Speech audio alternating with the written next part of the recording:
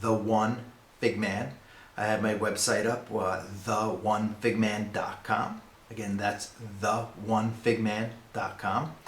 What that is a link basically to my store. If there's some cuttings or trees or other items that I might have up for sale, if you're interested, please come take a look. But right now, I wanted to do a quick video on my rooting techniques. There's a lot of rooting techniques out there. I kind of have two processes that I use. I use fig popping as well as what I'm now calling quarting. It's a method that I've started to use, which incorporates utilizing basically like a 3-cup method as well as a fig pop method into quarting. Okay, so I have some water here, nice tub of water, and I have some cuttings. So one of my friends sent me some Nuriciola d'Alba. It's supposed to be a really, really good fig. So let's throw this in this water. Talk about that in a minute. And my other friend from Arizona, Ed over here, what he sent me? A few cuttings. He sent me a Calvi, which is supposed to be Campaneri. So we're going to test that and grow that out. And then I also have some Capulcurt Negras. Apparently these are supposed to be the king of figs. At least according to our figs. Some people have posted there. So I'm going to soak these in some really, really warm water. That's the first thing I do when I start my cuttings. So this really, really smart guy named Gustav. He wrote a book called The Fig. It's History, Culture, and Curing. His name was Gustav Eisen. He lived from roughly 1850, I think it was like 1847, to 1940. This Swedish American was a mathematician. He was a botanist, biologist, horticulturist. So he really, really smart guy. And he talks about rejuvenating cuttings that may have been stored a little bit long, or even if they're in dormancy in the winter. And he recommends soaking them in super hot water, as hot as your hand can take it, but not hotter. And he recommends soaking for anywhere between 1 hour to 3 hours. And sometimes for really, really dried cuttings, you could soak them overnight, 24 hours. What he talks about in his book is they'll take a tub of water, super hot as the hand can take it, and then he would wrap it with he'd put a cover on it, and then wrap it in some blankets and let it sit overnight. So I do this for about anywhere between 1 to 3 hours, and sometimes I'll also put some Physan 20. Throw a picture of that up on the screen here. Physan 20 is great for controlling fungi, algae, bacteria, viruses, all a host of stuff. Keeps your cuttings nice and fresh and clean, so you don't transmit any types of diseases from your friends out west or way out east into your own orchard. So we're gonna let this sit for a few hours, and then we're gonna come back and we'll start preparing the cuttings. I'll show you how I get these prepared before I start throwing them in my quarts. So give it a few hours, guys, and be a couple seconds for you. All right. So it's been about an hour, about 2.5 hours or so. The cuttings have been soaking. So I'm going to get started with the next segment, which is how I prepare them to put them into my quart containers here. While they were soaking, I went ahead and labeled them. I put a little tape on the container so I could reuse them. I just peel the tape off, and I can go ahead and just go for a. Here I have a few figs. Let's start with the Nuriciolas. So the first thing that we're going to do is identify which side is up, and we do that by a couple ways. We can first see if there's some pointy things sticking up, which are new branches, new buds that are coming up. And if you don't have them, you can look at these little pieces right here, and these are like half circles. these nodes are where the leaves come out from the bottom and the fig or the branch comes out the top. And if you look closely, you'll see like a half circle. And if it's a half circle with round parts on the bottom, it's smiling. If it's smiling, it's the right side up. If it's not smiling, if it's upside down, like this way, then it's unhappy and it won't root. And sometimes if you have it in a high humid area, you'll see some roots coming out the top of it, and those kind of grow down and the cutting will die. But let's see if I can get you some other ones here. So here's a nice one where you can see the nice big node, the big circle that's on the bottom of the node. That is the right side up when the circle is on the bottom of the node. And just one more for overkill. Here is a circle, half circle on the bottom. It's kind of flat on the top. So obviously you can see the point there, and that's the top. So the rucciolas. So there's been some conversation on some of the message boards. Do you cut the bottom off? Do you keep the bottom? And I was a big proponent of keeping the bottom. And the reason being is that I felt that before a cutting starts to root, it needs to callus over. And the bottom would be calloused. But sometimes, from speaking with my buddy Jamie out in Portugal, he brought up a good point. Sometimes when you store them for too long, the bottom will start to die off. You'll have dead tissue there. And when you have dead tissue there, you won't have any callus. It's just dead, so you're not going to have any rooting. So what I like to do is, if it's an older cutting, I'll go ahead and cut it about up to the node. And then I know I have nice fresh cutting. You'll see some green there if it's a good cutting, like you should be able to see right there. Let the camera focus a little bit, okay? And what you really want to do is get a couple of these nodes under the soil, the potting mix. So I like to get 2 or 3 nodes underneath, and I'm kind of sizing it up. When you go ahead and put this in there, you don't want to put it on the bottom like that, because any moisture that's on the bottom will rot the cutting. So I like to keep it up about 1/2 inch to 1 inch off the bottom. I keep a node or 2 at the top. So what I'm going to do is I'm just going to get some grafting tape, which should be right behind me here. And I wasn't using grafting tape in the beginning because I was keeping my cuttings in fig pops, and I put the whole fig pop in a container. So let me just switch real fast to the fig pops. I have a couple fig pops over here. And now the fig popping method is, it's all right.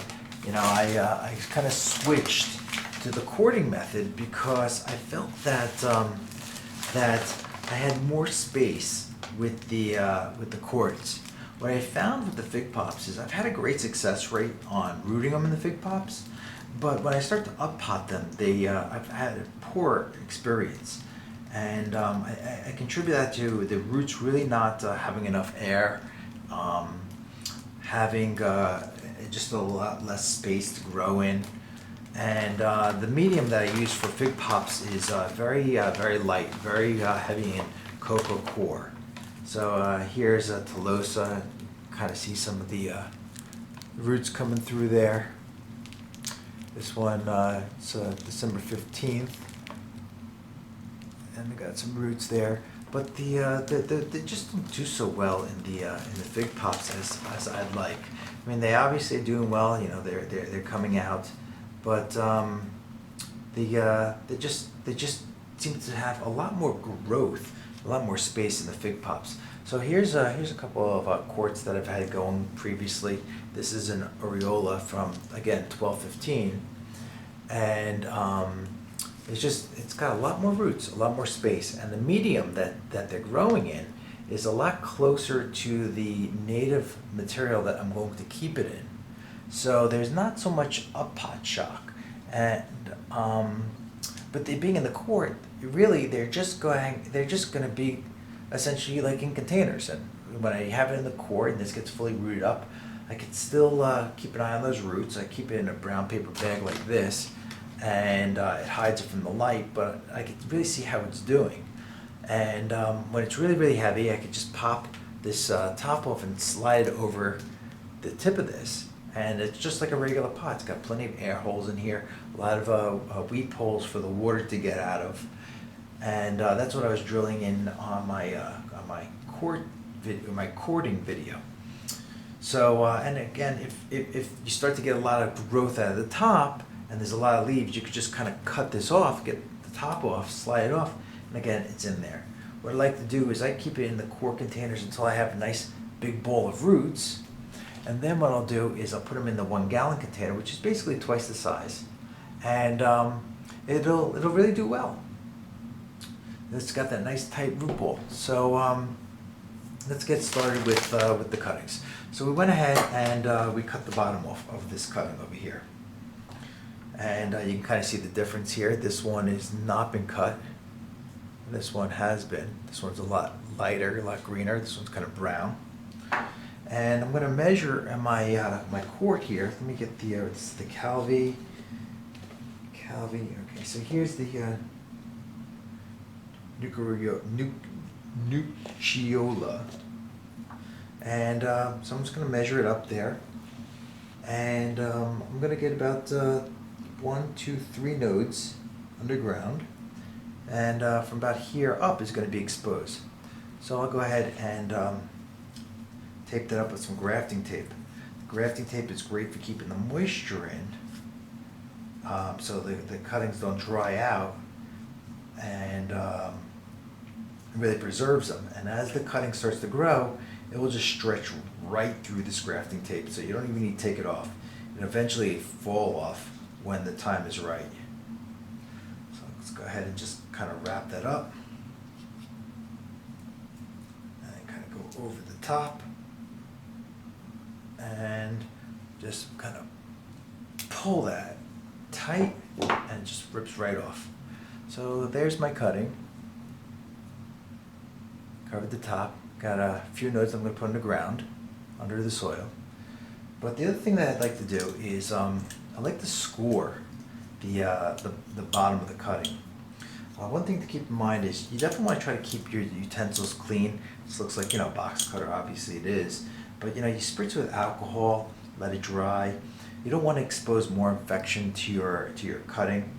I'm essentially wounding the cutting. So obviously, it's going to expose the cambium to more open wounds. So what I'm doing here is I'm cutting the nodes off that are growing, the little buds, because I don't want those things growing from the underground. I like to try to keep a tree form. I had some nice buds at the top. So I just kind of scrape those off, cut those off. Now what I'm going to do is I'm going to score the side. And what I'm just kind of doing is just exposing the cambium. Now there's 2 things here to keep in mind. When you do this, you're making the cutting more susceptible to rot. But what you're also doing, because you don't have that bark on there rather, so when you do that, there's more soft tissue that could absorb moisture and start to rot. But by doing so, you are giving some more space around this for callousing. And it's, again, the callus is what's going to really let start the roots going. So here's one. Let me do my other cutting here, my other Nucciola. Measure it up, and I'll have this 1 node above, and I'll get 1, 2. Maybe I'll be able to get this 3rd one underneath. And just to kind of size it up, you just kind of have your pot, you get your cutting, kind of say, okay, where is it going to be? And again, keep it off the bottom, guys. Alright, so first thing I'm going to do here is take the dead tissue off, bring it up to a node. Those nodes have more of that hormone in there, and different types of cells than the rest of the cutting. I'm not going to get into it in this one. Maybe I'll do another video where I talk more about the different types of cells and the formation of roots. But I'm just kind of showing you what I do here. So we're going to scrape this off. And again, around those nodes, because those nodes have more of that root, more of that hormone in there that allows for rooting. And measure it up. Get my grafting tape.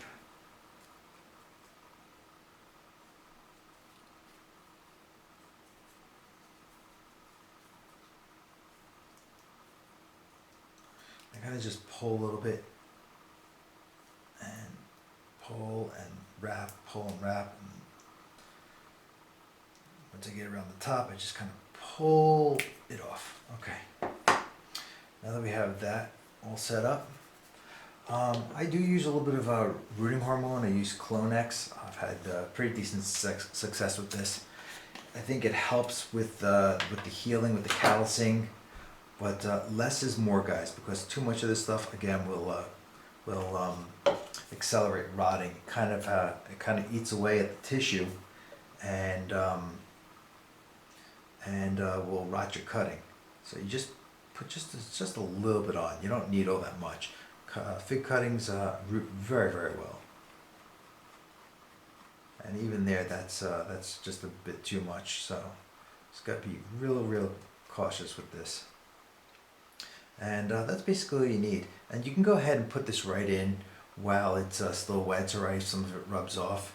That will, it still sticks to it. And again, all you need is just the ever so slight amount. But you know, you saw how much I put on this knife, and I'm using that for 2 cuttings. I probably could have used it for 3 or 4 cuttings. And I'm just kind of just lightly putting it on the cambium. The cambium we've talked about in some of my other videos. My winterization video talks a lot about the cambium, the phloem tubes, and the xylem tubes, how you're getting the hormone into there. Another thing is when you cut the top off like that and you expose the cambium like that, you're also crushing some of those cambium tubes, some of those phloem tubes, I believe they are. I'm not 100% sure if it's the phloem or the xylem, but I think it's the phloem tubes that you're kind of breaking, and any of the hormones that are in there are kind of coming out and accelerating. They're going to start to accumulate at the breaks, kind of like when you cut yourself and you have a scab. The blood comes to the scab and starts to harden. Well, that's basically what's going to happen with those phloem tubes. The hormone is going to kind of get stuck and kind of scab up and allow for the calcium. So here we go. We got our Ruciola, and measuring them up. See which one's going to do better in which container. Okay. So now I just kind of put this through and just kind of line it up, see how far down I should go. So if you guys can see that better. So basically I'm just holding it next to the side of it, and I put it in. The real trick to this method, guys, is making sure that that potting mix is very, very loose. You do not want to pack it in. It's supposed to be ultra light. Okay, there you go. That's one down. And you get plenty of air transfer here. You need the oxygen for callousing. Back in the day, it's about a year and a half ago, when I was a huge proponent of fig popping, I was not poking holes in my fig pop bags. And I was telling people, you know, the reason why I wasn't, because there's so much air in there already. How much oxygen is this cutting going to use? But what I found is with the bags, when you don't poke the holes, it gets too humid inside the bag. And when it gets too humid inside the bag, the roots will eventually start to rot.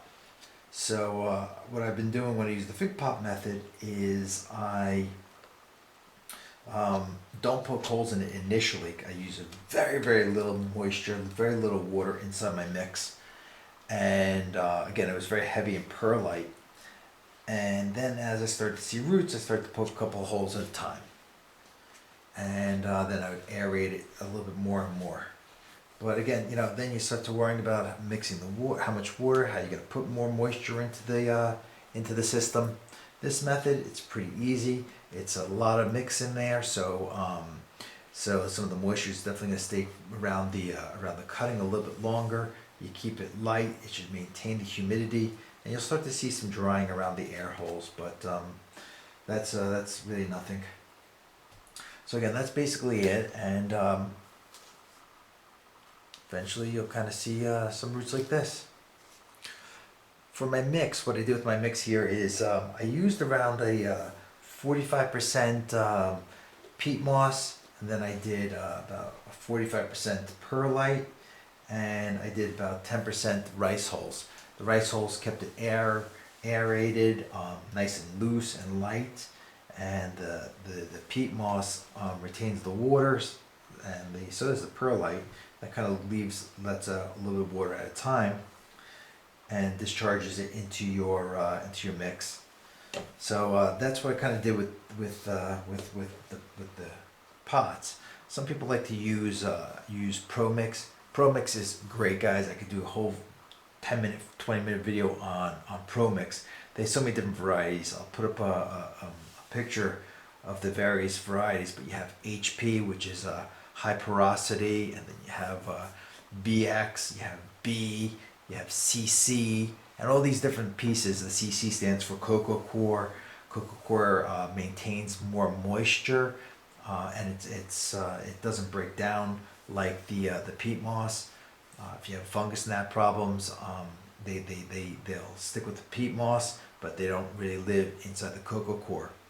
The high porosity, so basically all these mixes are about 80% peat moss, and then about 10 to 15% perlite, and then the other 5 to 10% is miscellaneous. For example, you have some that put bark in, some will put compost in there. I personally don't like the compost. I think that's as that starts to rot, it'll attract bugs or fungus gnats. Stay away from Miracle Grow. There are always fungus gnats and garbage in their potting mix. The Pro Mix is great. The high porosity has more of perlite in there to allow more of the water penetration through the mix.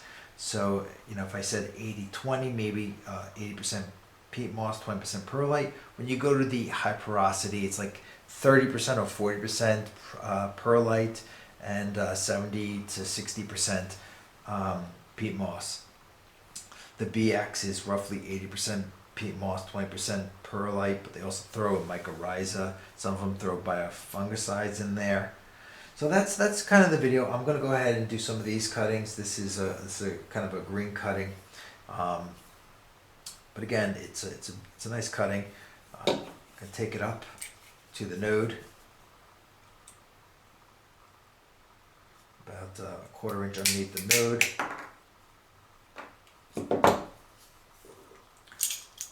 Scrape the green cutting just the same. I see. Just you don't need to make a big scrape, just a little scrape is sufficient.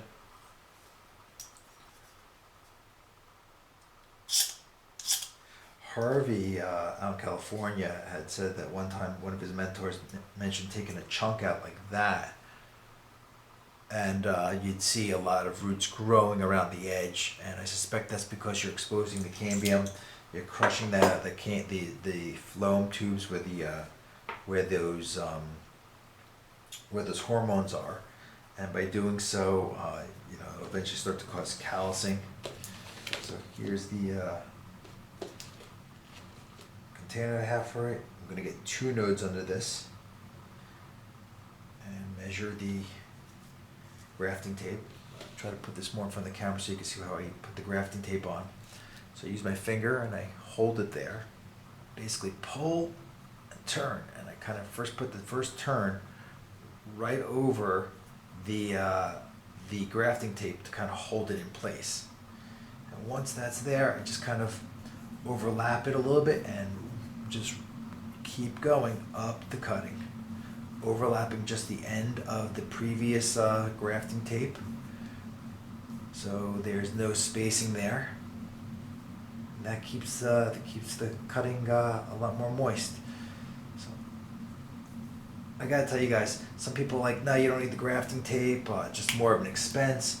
But you know, you're putting all this time and effort into your cuttings, you might as well spend a couple more pennies per cutting and protect it as best you can. So that's basically one cutting right there. And I'll take my other Quart'ing Negra. Just want to make sure this hole's a little bit smaller. I want to make sure this is going to fit through. And it fits through nicely. Great. Okay. You want it. You want the hole not to be so spacious, but you definitely want to be able to let it breathe. But too tight, you'll keep too much humidity in, and it'll kind of squeeze against the cutting. Too loose, too much moisture will come out. All right, so kind of space that up. Cut about a 1/4 inch underneath the node. A couple scrapes through the nodes.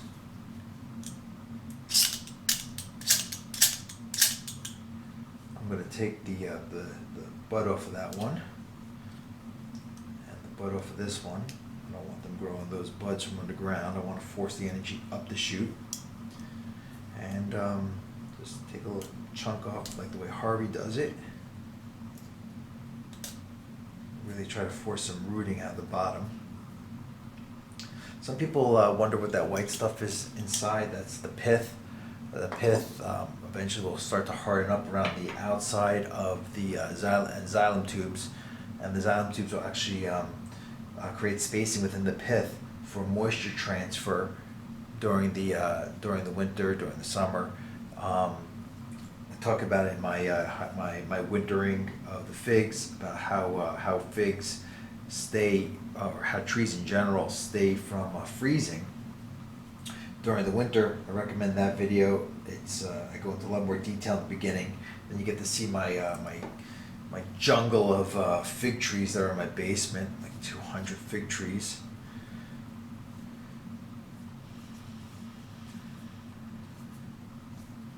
Okay, just wrap this one up.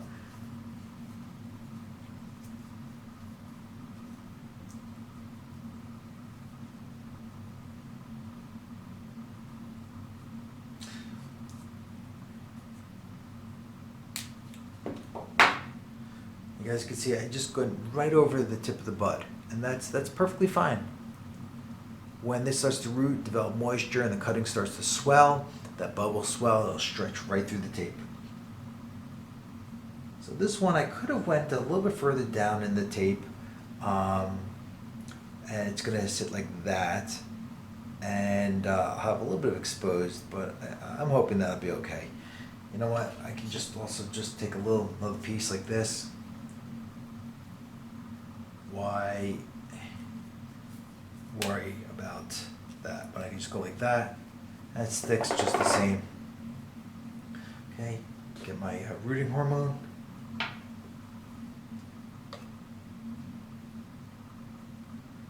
Just a little bit on the bottom. Now, I really don't need it on the pith. Pith's not going to do anything for me. Again, that's moisture transfer. Eventually that will turn into hardwood as the tree matures, and pith will continue to form at the middle of the cutting, and then the pith hardens up with the xylem tubes, and that's how you kind of get those rings that you'll see on the trees. That's basically pith hardening and xylem tubes hardening up, and that's and that will expand, that will be pushed out with the xylem tubes, rather with the pith, every swell of season, and that compresses the wood around those rings, and that's how those trees get those rings.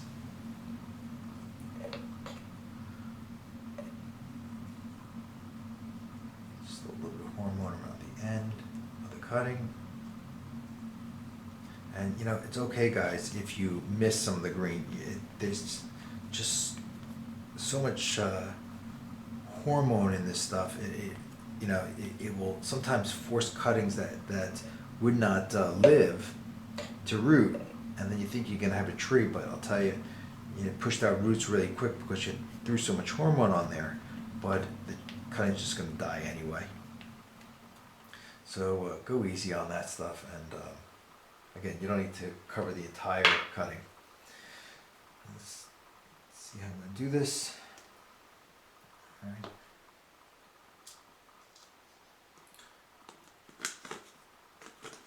Set it through the hole. Just there and down. Keep that mix, guys, really, really loose. Do not compact it. Eventually you'll start to see, as you start to move the cord around and get into position, it'll start to compact by itself. No need to do it yourself. Rather, no reason to help it.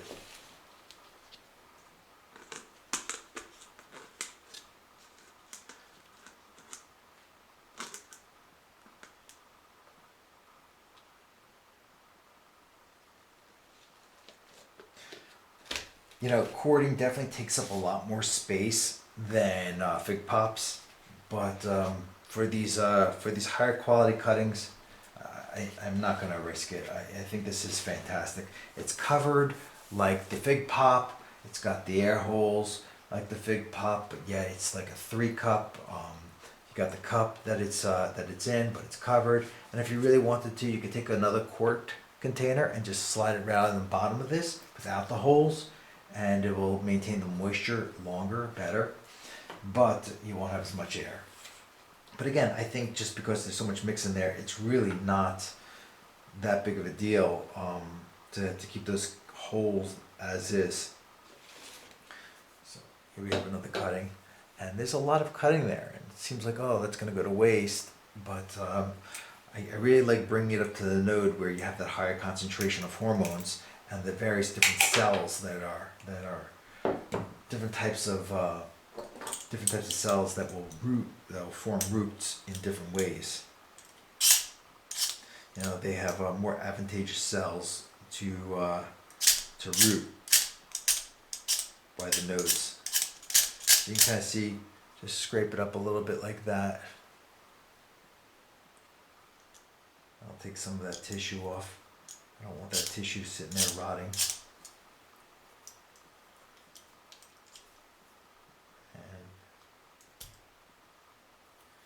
Okay.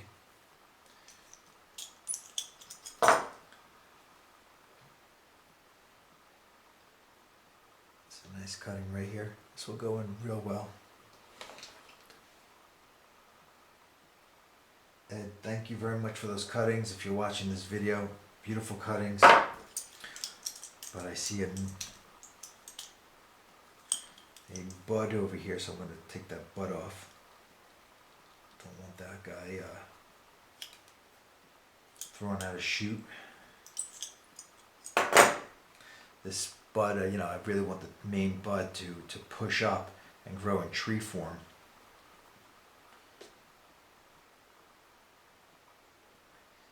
So if you can get more nodes under the soil, I think that's better.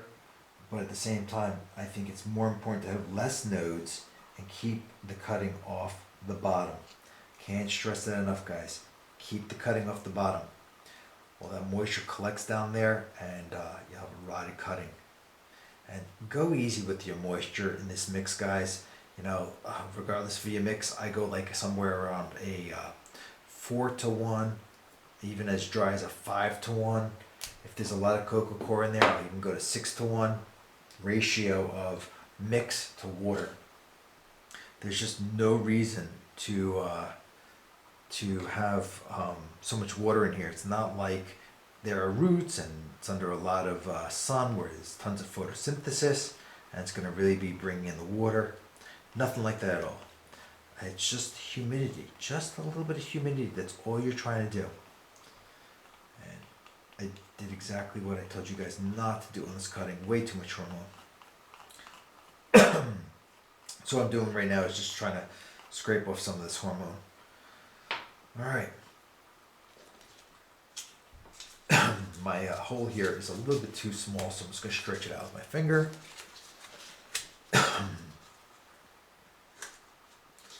Okay, and cutting through. Line it up. And in.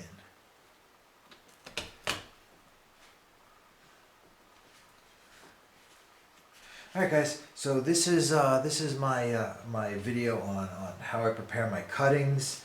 I did a soak, scraped the sides, a little bit of hormone, and into my quartz. My other video is the quart'ing video. You can see that, and that video talks about how I make my quartz and how I put the soil in.